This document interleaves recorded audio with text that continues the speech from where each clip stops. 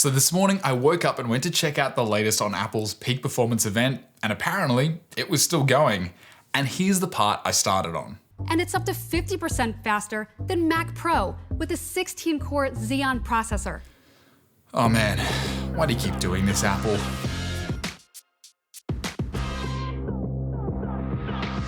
It's no secret that the Mac Pro has been in danger of losing its performance crown since Apple Silicon was announced last year. I recently acquired a new 14-inch M1 Max MacBook Pro, which I'll be doing some more videos on soon, so make sure to subscribe. But one of the things that seriously impressed me with this MacBook Pro is its ability to nearly match the Mac Pro's performance in not only laptop form, but also with a power supply the 10th of the size of the Mac Pro's 1 kilowatt behemoth. This to me is seriously the quintessential achievement of Apple Silicon.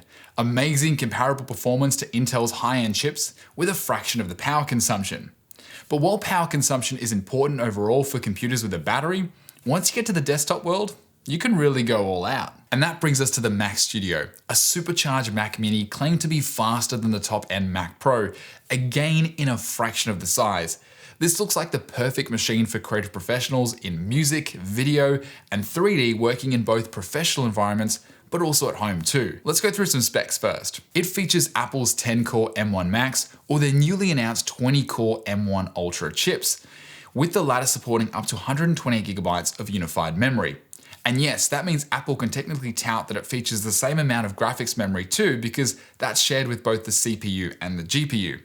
They're throwing out numbers such as 3.8 times faster CPU performance and 4.5 times faster GPU performance, which seems to be averaged by a comparison of the Intel i9 iMac and a Mac Pro with a 16-core Xeon, 192 gigabytes of RAM, and a 16GB W5700X GPU. And while we of course don't know what tests Apple actually ran, given what they've been releasing with this new MacBook Pro, I believe them when they say it's faster. With the M1 Ultra in tow, it can support up to 5 external displays and playback up to 18 streams of 8K ProRes video, which is insane compared to 6 streams on the Mac Pro with an Afterburner card. According to Apple's website, the Ultra is also 2.3 times faster for DaVinci Resolve effect render and 2.6 times faster for Cinema 4D with Redshift, all while being completely whisper quiet. But okay, these are just specs, numbers. What makes me more excited is actually the I/O, because it actually has a similar amount of ports to my Mac Pro. In fact, it's one of the reasons I love the Mac Pros, because I haven't had a situation yet where I've run out of places to plug things in. It has up to 6 Thunderbolt ports across both the front and the back, 2 USB-As, a HDMI, 10 gigabit Ethernet, a headphone jack, and an SD card reader.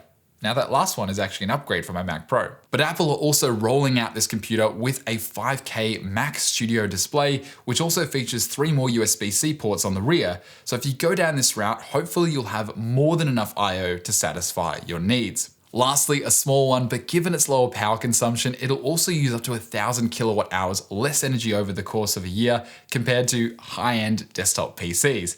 Because who doesn't love the environment? Intel Mac Pro.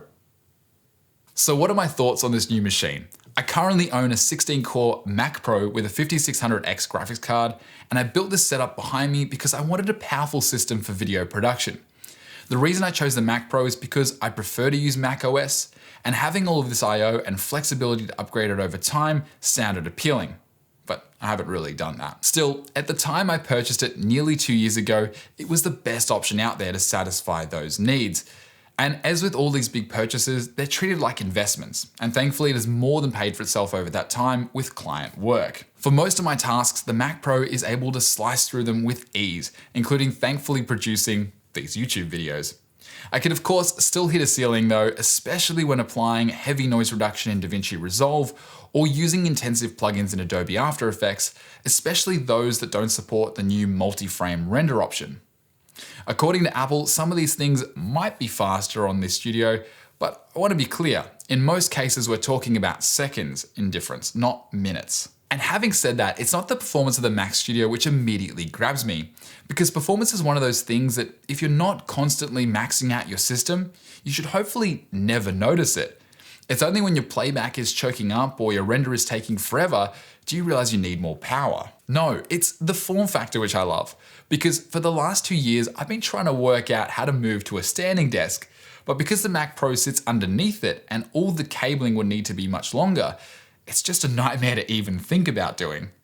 Having the power of a Mac Pro on my desk so that all I really need to run to the ground is a power cable is such an appealing option. However, I will say the Mac Pro still has some benefits.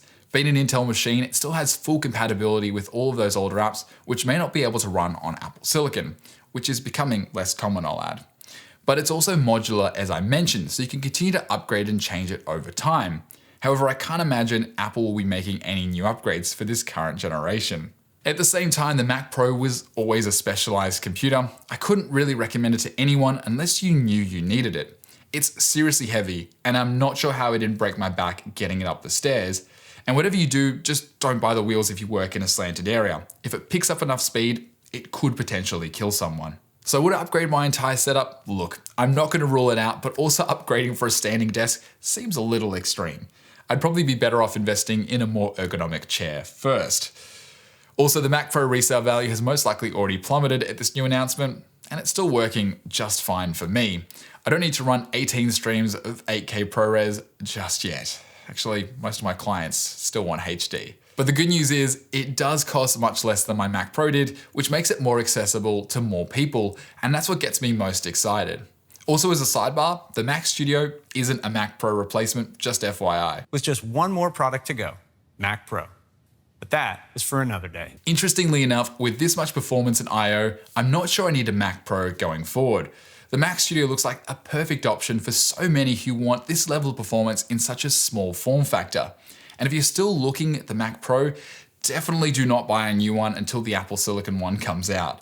You'd be better off buying a used one and saving heaps of money instead. Having said that, should Mac Pro owners be worried? I wouldn't say so. It's fun to get caught up in shiny new things, but if this is your professional work day in and out, if a machine is meeting your needs, a new Mac Studio isn't going to make your current computer stop working. A bigger concern of mine is how long Apple will support Intel Macs with software updates, because that'll be the real nail in the coffin once that transition to Apple Silicon is complete. As an Intel Mac Pro user, we can only hope it's a few years away yet. Thanks so much for watching, and let me know what you think. Are you going to get one of these machines? Apple is seriously killing it right now in the computer world. Make sure to like and subscribe to the channel too, and I'll see you all very soon.